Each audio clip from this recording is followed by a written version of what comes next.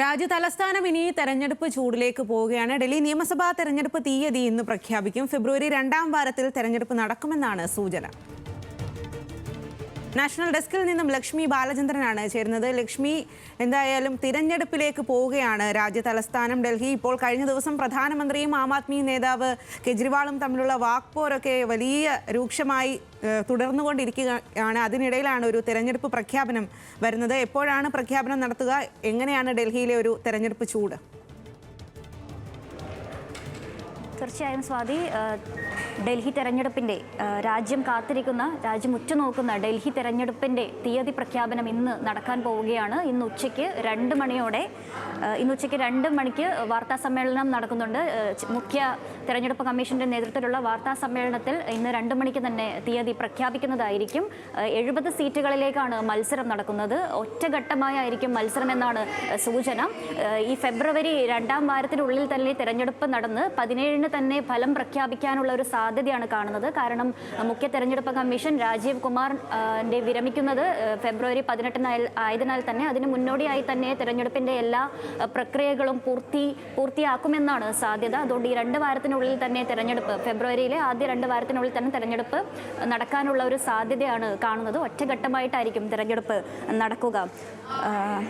AAPയും BJPയും ഡൽഹിയിലെ ആം ആദ്മി പാർട്ടിയും BJPയും ഒക്കെ തന്നെ തെരഞ്ഞെടുപ്പിന്റെ എല്ലാ സ്ഥാനാർത്ഥികളെയും ഇതുവരെ നിർണ്ണയിച്ചിട്ടുണ്ട്. കോൺഗ്രസ് മാത്രമാണ് ഇതുവരെ 48 സ്ഥാനാർത്ഥികളെ മാത്രമാണ് കോൺഗ്രസ് നിർണ്ണയിച്ചിട്ടുള്ളത്. ബാക്കി വരുന്ന ദിവസങ്ങളിൽ ഉടനെ തന്നെ ഉണ്ടാകുന്നതായിരിക്കും.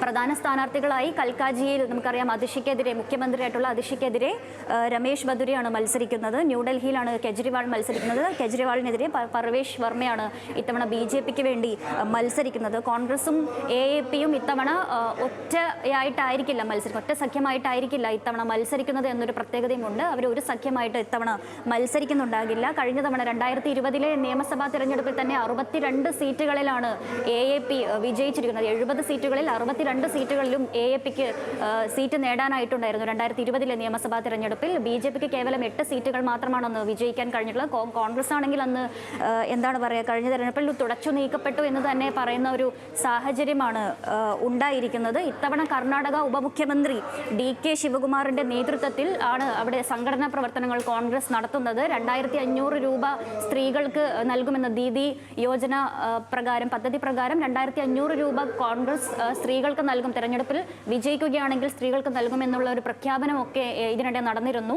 അതേസമയം ഡൽഹിയിൽ AAP ആണെങ്കിൽ ഇതുവരെ കൊടുത്തുകൊണ്ടിരിക്കുന്ന 1000 രൂപ 2100 രൂപയാക്കി ഉയർത്തുമെന്നും സ്ത്രീകൾക്ക് വേണ്ടി സ്ത്രീ വോട്ടർമാരെ ആകർഷിക്കാനുള്ള ഇത്തരത്തിലുള്ള നടപടികൾ ഒക്കെ തന്നെ അവിടെ നടക്കുന്നുണ്ട്. വലിയ രീതിയിലുള്ള പ്രചാരണങ്ങളും ഒക്കെ നടക്കുന്നുണ്ട്. അതിനിടയിൽ തന്നെ നമ്മുടെ ലക്ഷ്മി ബാലചന്ദ്രൻ, എന്തായാലും ഇന്ന് ഉച്ചയ്ക്ക് 2 മണിയോടുകൂടി ഡൽഹി നിയമസഭാ തെരഞ്ഞെടുപ്പ് തീയതി പ്രഖ്യാപനമുണ്ടാകും. അതിന് പിന്നാലെ ഡൽഹി വലിയ തരത്തിലുള്ള തെരഞ്ഞെടുപ്പ് ചൂടിലേക്ക് കടക്കും.